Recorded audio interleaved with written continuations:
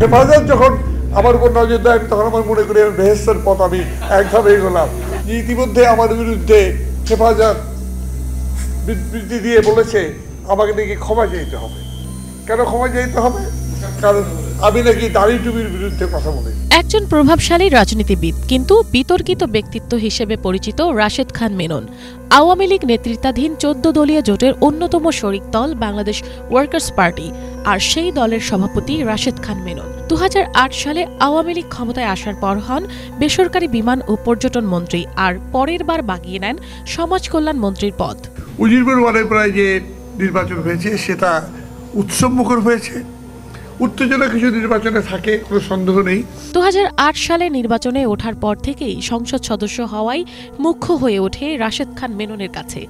কাস্তে হাতুড়ি ফেলে নৌকা প্রতীকে ঢাকা ৮ আসনে নির্বাচন করে নৌকার মাঝি হন তিনি। প্রশাসন বেশি নিরপেক্ষতা রাখাতে গিয়ে অনেক ক্ষেত্রে ভোটারদেরকে নিরুৎসাহিত করেছে, আমি এটাও দেখেছি। আর বিগত ১৬ বছর ক্ষমতার অপব্যবহার করে ২০ থেকে ২৫ হাজার কোটি টাকার সম্পদের পাহাড় গড়েছেন বলেও অভিযোগ উঠেছে তার বিরুদ্ধে। দুর্নীতি দমন কমিশনের গোয়েন্দা অনুসন্ধানে অভিযোগের বেশ কিছু প্রমাণও পাওয়া গেছে। বিএনপি জামাত তারা বলবো যে তারা মাটিতে শুয়ে পড়ে বলছে যে আমরা মাটিতে পড়ি নাই। বামধারার এই রাজনীতিক প্রতিবার নির্বাচনের আগে হলফনামায় গোপন করেছেন তার সম্পদের তথ্য। সর্বশেষ জাতীয় নির্বাচনের হলফনামায় মাত্র ৩,৪৬,৭১,২২৬ টাকার সম্পদ থাকার কথা জানিয়েছেন মেনন ও তার স্ত্রী লুৎফুন্নেসা খান। অথচ তাদের রয়েছে কয়েক হাজার কোটি টাকার সম্পদ। কেবল দেশেই নয়, বিদেশেও মেনন পরিবারের বিপুল সম্পদের তথ্য পেয়েছে দুর্নীতি দমন কমিশন। সেই জামাতকেই অন্যের সভা সরিয়ে দিয়ে প্রকাশ্যে সভা করার সুযোগ দিয়েছে। এটা কিসের আলামত আমরা জানি না। এমপি হিসেবে দায়িত্ব পালনকালে রাজধানীর Wills littles flower school and college, Viqarunnisa Noon school and college ও আইডিয়াল স্কুল অ্যান্ড কলেজের সভাপতি হিসেবেও দীর্ঘ ৮ বছর দায়িত্ব পালন করেন মেনন। এ সময় ভর্তি ও নিয়োগ বাণিজ্য করেন বলেও অভিযোগ আছে তার বিরুদ্ধে। বিএনপি জামাত একই বৃত্তের দুটি ফুল, যে কথা আমি সবসময় বলি, এবারও বলছি, সাপের মুখে চুমু খেলে সাপ ছবল মারে, আদর করে না।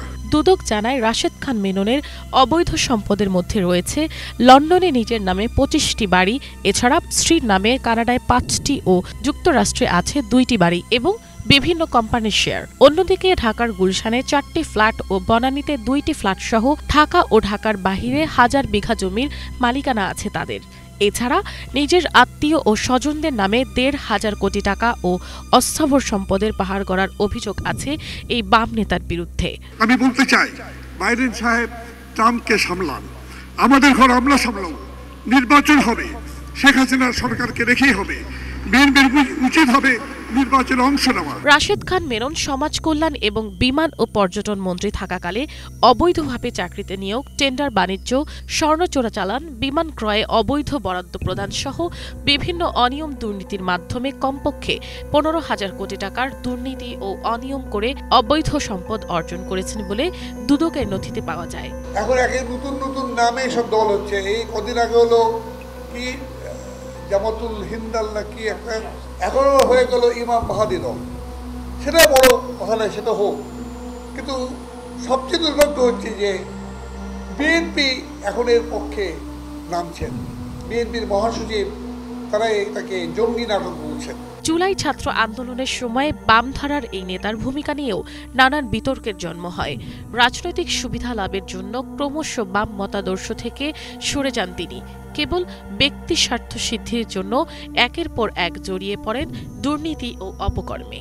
সবচেয়ে বড় কথা হচ্ছে যে voter turn out national average যা, আমাদের অ্যাভারেজ তা। মিনালা দীপা, বাংলা ভিশন, ঢাকা। উৎসবমুখরভাবে অংশগ্রহণ করেছে।